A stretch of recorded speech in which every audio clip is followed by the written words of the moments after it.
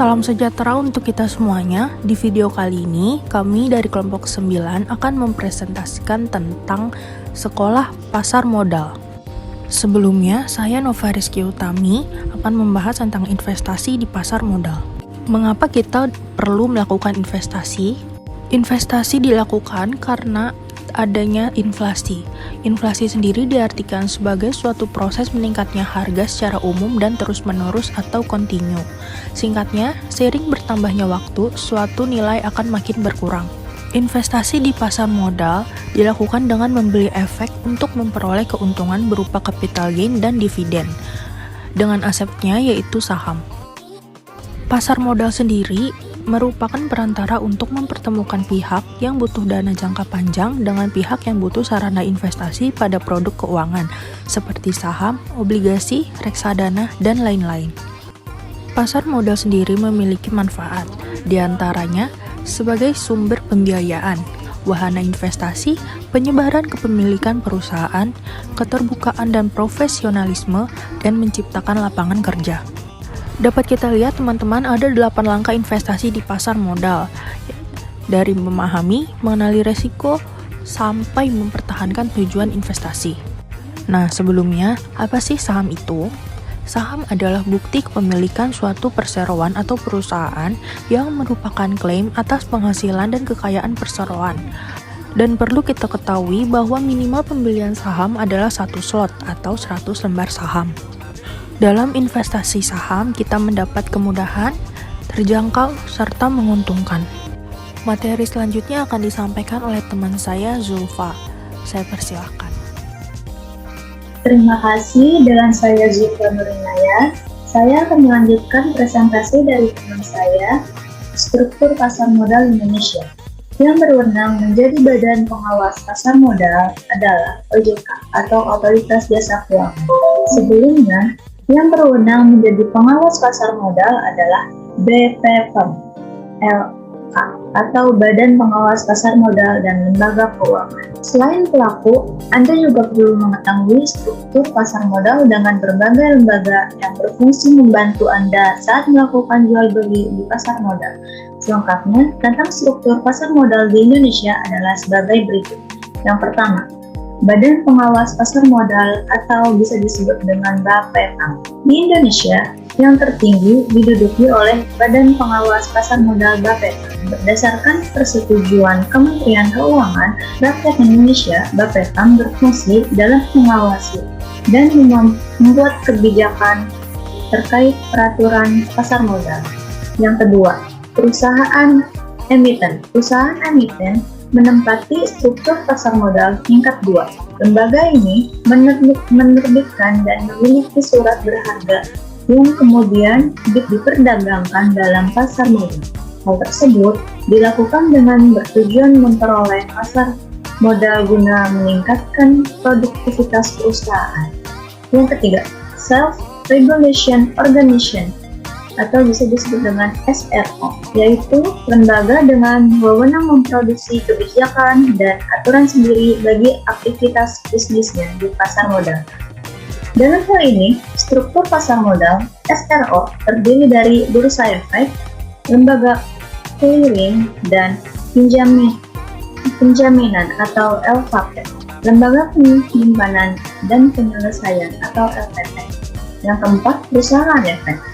Poin keempat, struktur pasar modal adalah perusahaan efek. Lembaga ini bertanggung jawab dalam pengelola keuangan untuk disalurkan dalam bentuk efek dan surat berharga. Perusahaan efek terdiri dari 3 badan, yakni penjaminan emisi efek, perantara perdagangan efek, dan manajer investasi. Yang kelima, penasihat investasi.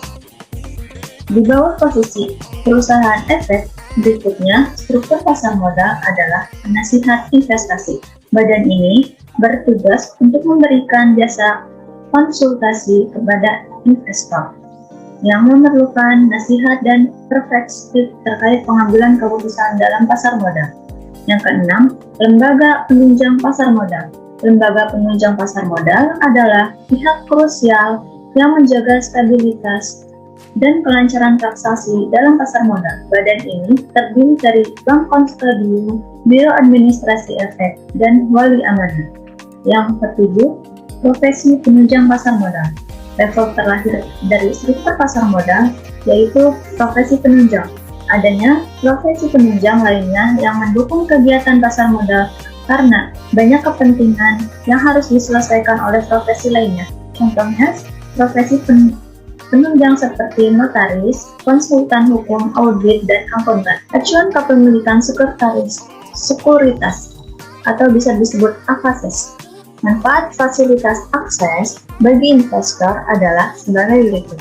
Investor dapat mengakses secara real-time data kepemilikan efek serta mutasinya dalam subrekening efek yang disimpan di sistem KSEI hingga 30 hari terakhir. Yang kedua, memberikan kemudahan investor untuk melakukan konsolidasi laporan portofolio lain miliknya yang tersebar di beberapa perusahaan efek atau bank kustodian.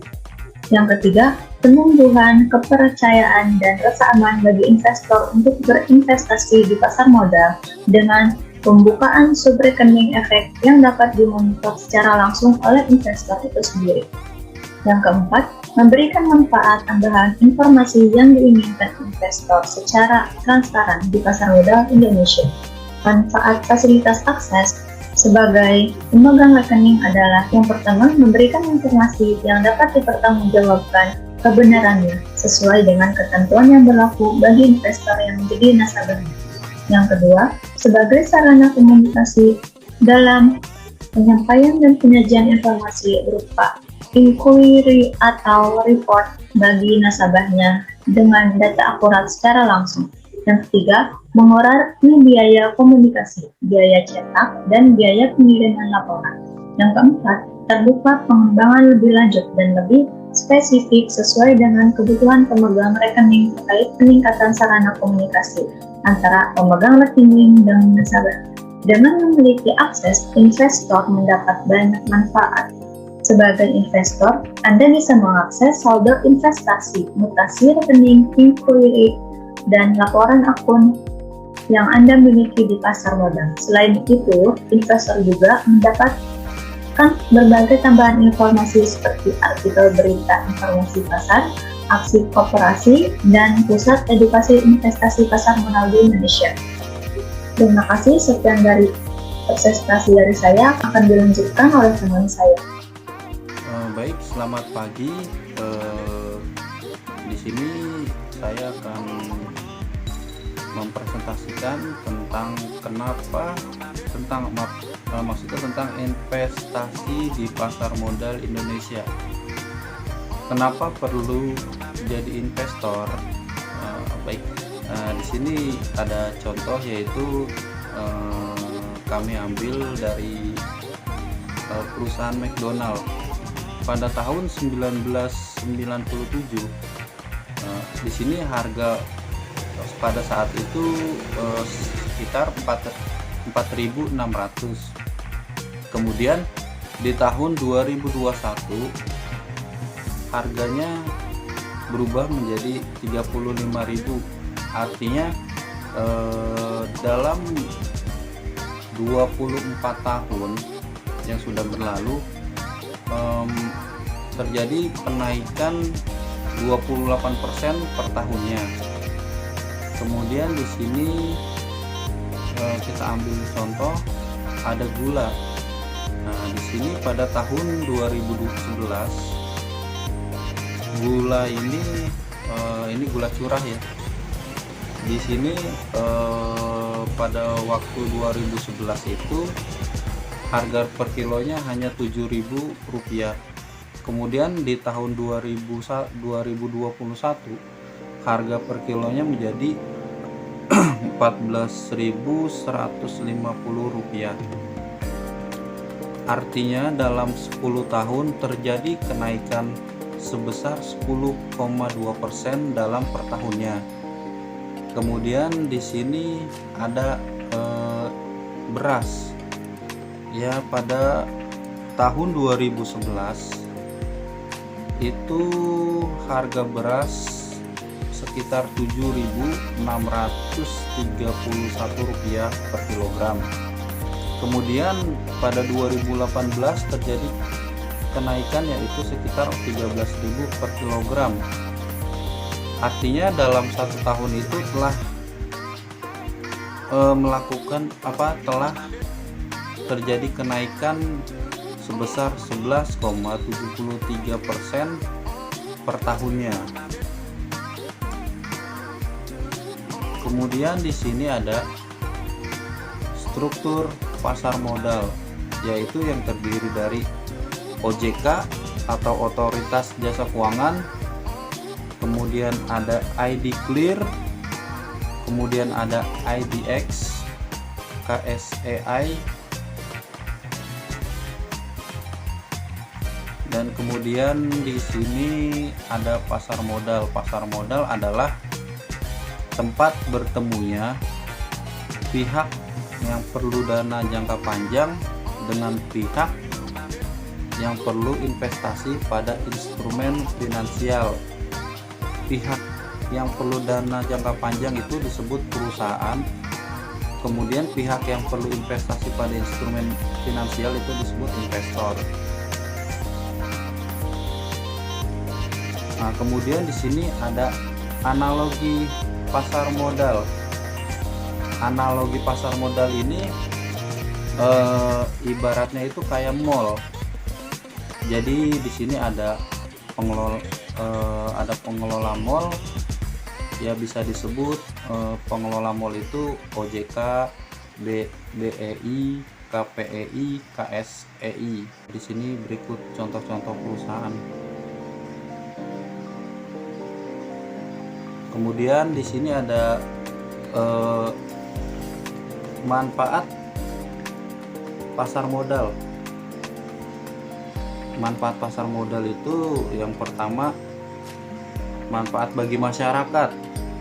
Bagi masyarakat itu manfaatnya ialah dapat menciptakan lapangan kerja. Kemudian manfaat bagi investor. Manfaatnya yaitu makin banyaknya investor-investor asing yang datang ke Indonesia.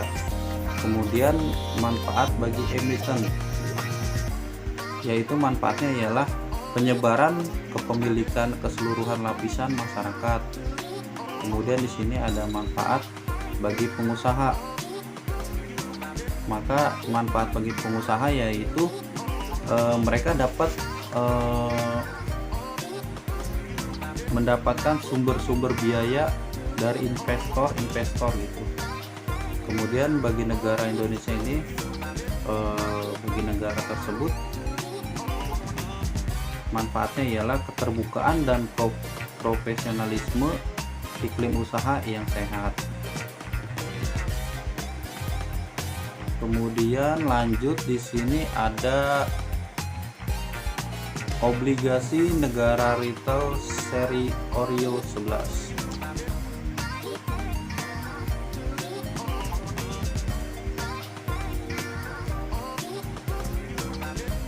Baik, selanjutnya di sini ada konsep dasar saham, yaitu konsepnya ini contohnya jika ada perusahaan memiliki modal usaha 10 juta, dari modal itu membuat konter penjualan pulsa. Kemudian setelah berkembang usaha tersebut, kemudian si pengusaha tersebut bisa menjadi mitra penyerta modal, dan ketika memerlukan modal yang lebih besar lagi untuk mengembangkan selanjutnya, maka si pengusaha dapat mengajak masyarakat sebagai mitra melalui pasar modal.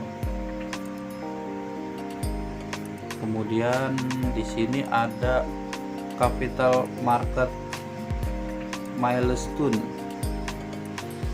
Ya, di sini ada grafik-grafiknya. Kemudian di sini ada grafiknya, naik turunnya itu dari capital market milestone.